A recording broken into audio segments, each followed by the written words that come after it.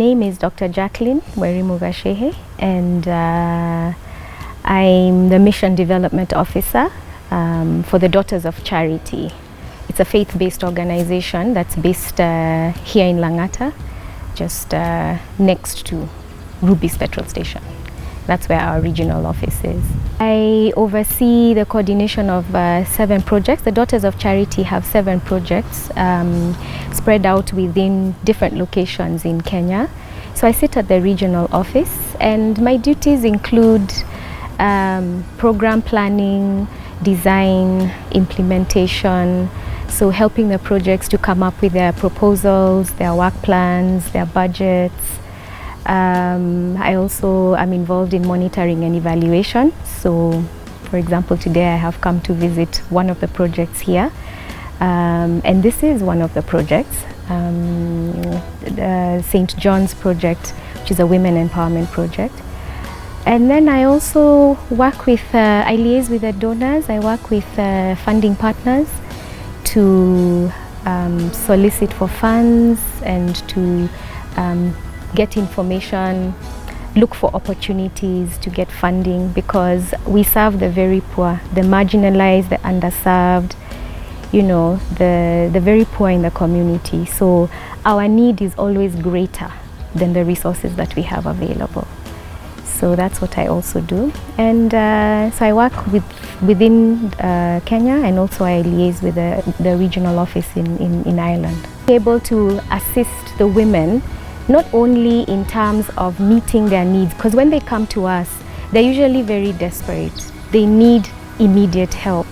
But we like to try and see, can we go beyond just offering food, offering, you know, the immediate assistance that we can give them, to being able to help them develop business ideas, help them understand that they too can participate in changing their lives and turning their lives around.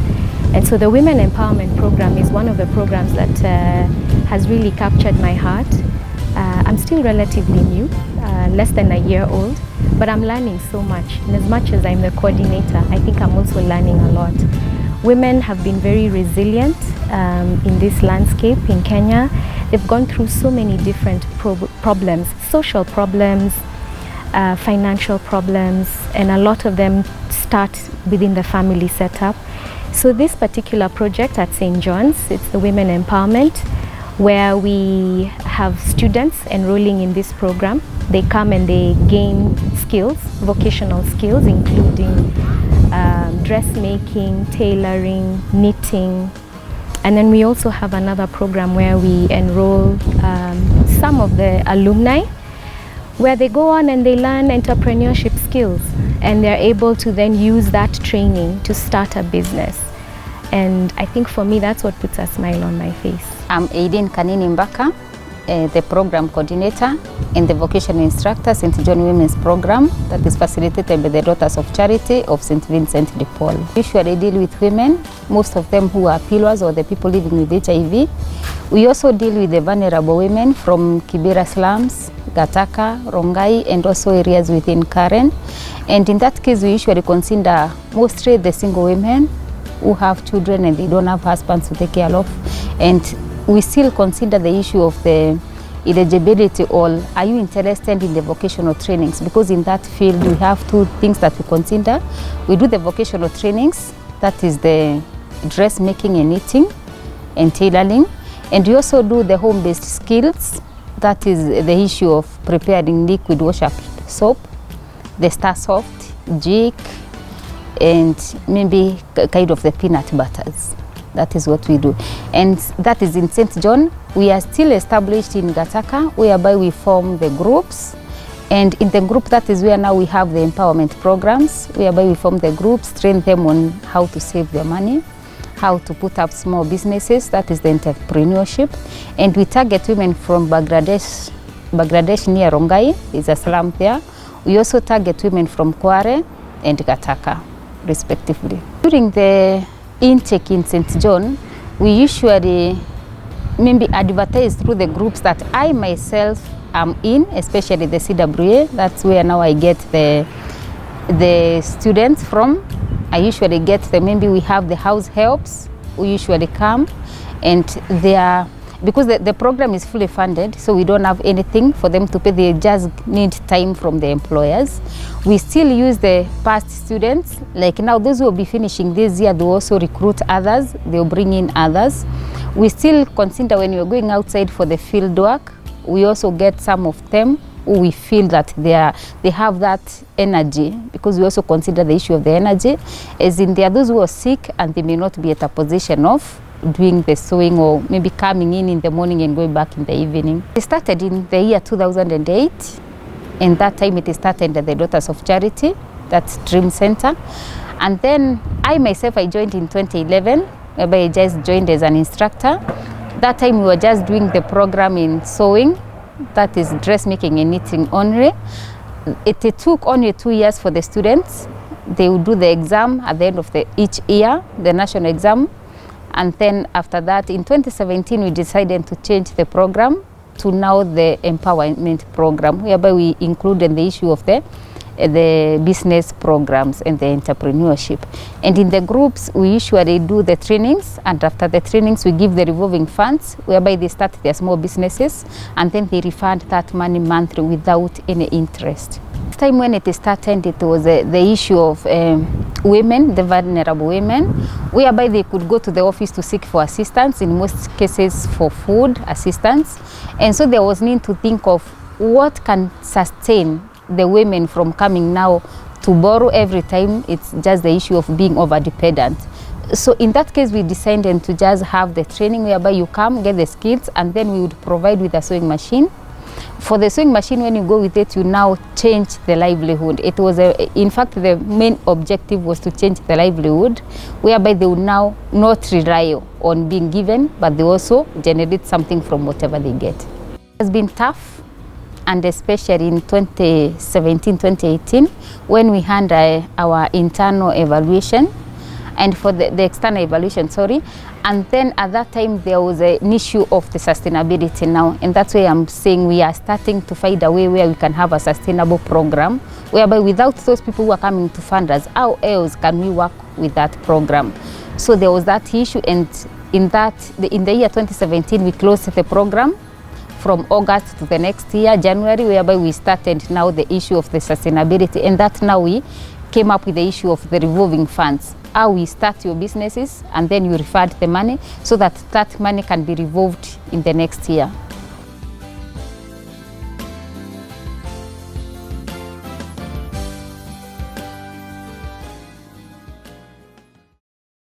Ilikuwa ngumu kwa sababu sasa ni kuamka, unatembea tu kutafuta kazi na hujui kama utapata. Ile wakati utakosa, unakaa hivyo. Na ukiwa na kazi yako, hautakosa. Utatembea na hiyo sabuni, utakosa mwenye atanunua. Unaona, unaweza tembea unataka mtu wa kufua, na pengine mtu ako na mtu wake mwenyewe. Anaambiana ile siku utakujenga kunifulia. Sasa hahitaji kutafuta na nje mtu mwingine. Siombi, naweza kujifanyia kazi yangu. Naweza kushona. Hata saa hii naweza shona, naweza hata fanya repair, na hapo nitapata pesa zangu na watoto watapata kitu ya kukula. Nguo niliingia last year January, ndio nilianzanga nguo. Sasa unaona corona ikakuja, tukasimama. Sasa ndio tena tumerudi. Lakini nilikuwa nimeshona miezi 6 huko kwa sweta najua kushona. Wakati sasa niliingia kwa nguo, nilishona tu miezi 2. January na February, corona ikaacha, tukaanza tukasimama. Ndio sasa tumerudi. Last year January, na COVID-19 ilivyoingia tukawacha nacha tuweza kuingia tena. Sasa nikawa nimezunika mpaka nikimuuliza mwalimu. Sasa mwalimu nilipoanza kumaliza hii kazi yangu, nitafanya aje? Nilikuwa nimependa hii kazi. So last year COVID-19 ilivyorudi chini, tukaambiwa tunaweza kaa a distance hivi, tukamwambia mwalimu acha turudi kwa klasi. Sasa tulirudi Januari tarehe 12 ndio tulianza klasi. Ninafurahia kwa sababu natamani tu nimalize hii klasi. Juu naona kama naweza rudi huko kwetu. Hii itaenda ikiwa ni kazi yangu ya kama niko mzee hivyo, sitachoka sana. Nikununua uzi na kukaa chini na kutengeneza, nikitafuta oda za shule za watoto nashona hapo. Sasa nikapata ni kazi, hata nikitaya au nikienda nikikaa nyumbani hakuna mtu ataninyang'anya ujuzi yangu. Mimi sasa hapo naweza pata class nzuri, tena nipate wanafunzi wengine wa kufundisha. So nafurahia sana hii class. Iwapo saa ingine challenge inakuwa upate pesa ya kununua uzi, tena nashona tu nikimaliza nikiuliza sasa nikimaliza hii mashine nitapata wapi? Lakini nafurahia hii class sana na naipenda. So unaona nimeanza kushona kadi. Nilikuwa nashona vitu zingine tu. Sasa si unaona nimekuwa mwanafunzi, iwapo ni the first one, lakini naona iko sawa. Nafurahia class na napenda kujua pattern zaidi kando na hii. Na niko na mwalimu mzuri, najua hata nifundisha zingine mzuri zaidi. Nikuomba Mungu tu nipate pesa ya kununua uzi na niendelee. For the women, we are usually provided with the tea. That one we take at 11 and it takes us up to 3:30 in the evening. So for them, I think it's just a substitute of what they eat, because some of them usually walk all the way from Kibera, from Rongai. They come and go back still walking. So we just appreciate whatever small that we get, because for them they feel because they don't pay for their transport, it's not a must that they are provided with for lunch. So we just take tea and 3 slices of bread. And for those with the kids also is a challenge, because the children also survive with that bread and tea till they go home again. And that's why I'm saying that we have the problem with food, because others, they even don't have anything to eat back at home. So it's also a challenge. Still on the other side, we have the issue of the materials that they use. For now, during the trainings, we use the second-hand materials. They buy bed sheets or pillowcases from the mtumba, the second-hand, and then they wash. Then we use them to do the practicals in class. But then you see, it's also a challenge because they may not afford that 200 or 300. So we just copy the situation the way it is. So when you have, you come. When you don't have, like today you saw, I didn't have 2 women. The problem was that they didn't have materials to come with. And that's why I would appeal for help from anyone who has, or God has blessed in a way. You may help us with the materials so that the women may do it better. We do get some queries, people wanting to know how can they be a part of what we're doing. And there are a variety of ways that people can plug in. One of them, and the most helpful, is to give financially. Like I mentioned, we have 7 different projects implementing in different sectors. So you can give a financial donation. It can be a one-off donation. It can be a continuous donation. And we'll be sharing information on how to do this. Another way that people can give is to give in kind. You know, you can give. We are involved in feeding. We have a school feeding program. We feed our beneficiaries in different projects. So donations of, maize, beans, millet and wimbi in terms of porridge. We are always welcoming those donations in kind. We are also encouraging volunteers. We're encouraging people to give of their time. So anybody in a professional space that would want to volunteer in any way, we have programs like I've shared where we have teachers, we have entrepreneurship programs, we have the health project, we have income generating projects. So we welcome volunteers, and we are happy to receive volunteers, people giving of their time and their expertise. We would welcome that. So you can contact me directly or through our office, and we would be happy to guide individuals or teams. Sometimes, corporate social responsibility has become a big thing now. People want to come together as an organization and give back. We would be happy to receive such assistance. It's very far, because when we started the issue of the saving kitty for every woman who is in business or who is in our program, it was for the sake of boosting the businesses. Once your business falls now, you can be able to get the money that you've saved at an interest, we call it the table banking, and that from that money you can now boost your business to avoid the business failures. Yeah, so we are seeing it very far because we've managed. At the moment, we already have 60 women who have already started this year in January. We have 15 in class, 15 in Gataka, 15 in Rongai, and 15 in Bangladesh. So we have a total of 60 women whom we are looking forward to funding them in May, so that by December they will have finished the revolving fund. It has been a challenge in the past years because for me, I usually work here from Tuesday, Wednesday, and Thursday. And then you find that they are not the best days for the parishioners to come in. Very few will come in over the weekdays and go back. But then I feel it's the high time now that we come on board with the parishioners and let them know that what we are doing it for the sake of Christ. We are there to help. We are doing it for the sake of helping. It's charity. And we work with the Daughters of Charity with the hope of helping. So it's a high time that I tell them to just chip in and help these women with what they don't have. They are facilitated with maybe education because they don't pay anything. But then you find we have issues of others don't have food, others don't have clothing.